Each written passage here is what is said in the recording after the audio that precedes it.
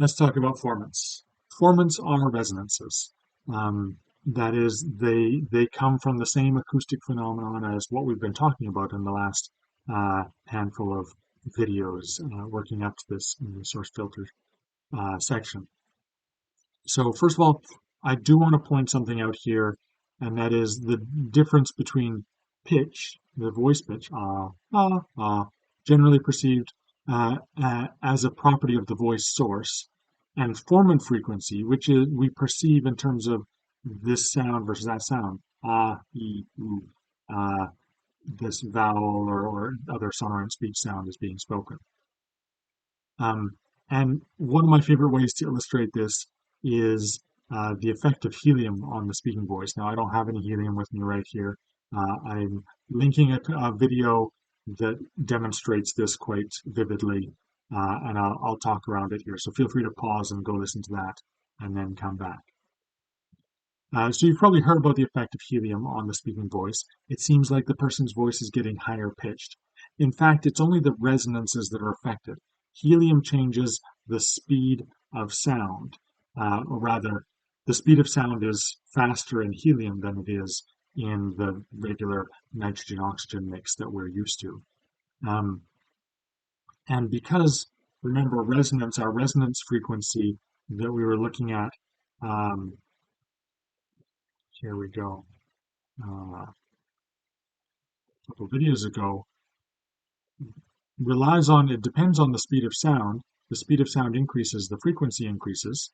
So if we go, here's a quick summary of frequency in air, speed of sound in regular air. But helium has a higher speed of sound, so it'll have a higher frequency. And in fact, in the video I'm linking, there's this substance called sodium hexafluoride. Hexafluoride? I don't know. I'm a linguist, not a chemist. Which actually has a lower speed of sound than normal air. So the frequency there gets lower when the demonstrator inhales some of that. Now, just in case you're tempted, I don't think you'll have access to sodium hexafluoride, but when you're breathing in stuff that doesn't have oxygen in it, you're not giving your body what it needs. So you'll notice in the video the person inhales some helium, speaks, then does a bit of hyperventilating to get some regular air in, and then does the sodium hexafluoride. And the whole time, the complete time that they've got these other gases in their lungs is very small, and that's an important safety note. But anyway, we haven't actually reached the discussion of sound sources yet, but what I want to do here is note that the vocal tract filter, which generates the formants, isn't directly observable. It's only known through its effect on the energy that's entering the system. Right? This energy, it takes the form of harmonics, a set of evenly spaced frequencies representing the whole number multiples of the fundamental frequency. We'll get to that in the next video.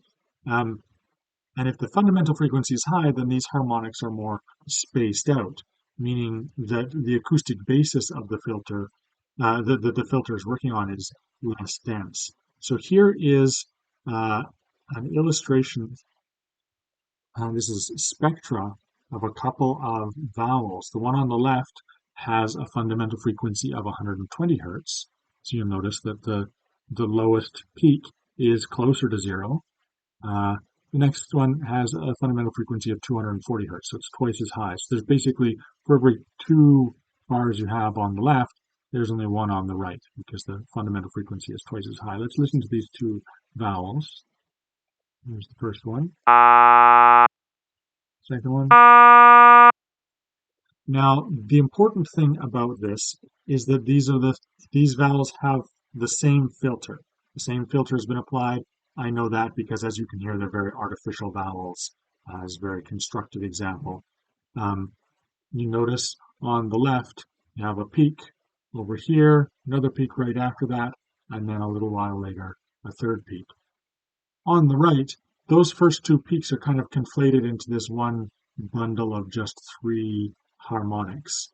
And then the third formant is up here. So when you have a high enough fundamental frequency, you can lose some of that filter information isn't as directly observable. We can still more or less hear that it's the same vowel because our ears are really good at reading between the lines, almost literally. Uh, more filling in between the lines because there isn't actually any acoustic information there. That's what the spectrum shows us. Uh, so uh, we can see the same thing in the spectrogram of these two sounds. So again, left and right, one after the other. And you see on the left on the spectrogram, so we can see over time, these are 1 second samples, we can see these two formants clearly separated, and the third one's way up here. On the right, those two formants are kind of conflated. We can see a bit of a division here, that's just separate harmonics. That's not really, you kind of need a quieter harmonic between the high harmonics to truly distinguish the formants.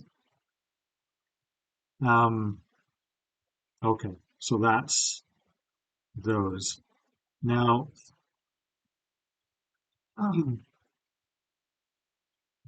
one thing that's noted in the textbook is formant bandwidth. Now, this is a really tricky thing to measure, but when it can be measured, it's been found to vary in a couple of ways. First, higher frequency formants have a wider bandwidth, and that correlation can be factored out by taking that quality measure that we see. Quality equals uh, frequency divided by bandwidth. Um, for things like the other effect is that things like neighboring formants and these things called antiformants, which we'll talk about in the next module, can also affect the bandwidth. And this gives us a way to quantify things like nasality from formant bandwidths. Um, Actually measuring that is a matter for another course. We're not going to be measuring formant bandwidths in this course, but it's worth knowing. We saw bandwidth as a property of band pass filters, and that does translate through when you get deeper into the acoustic measurement of speech. So that's a really quick introduction to formants. We're going to be talking about them a lot more in the next module when we talk about the specific acoustic characteristics of sounds and how we distinguish, say, one vowel from another vowel. But for now, there's formants for you.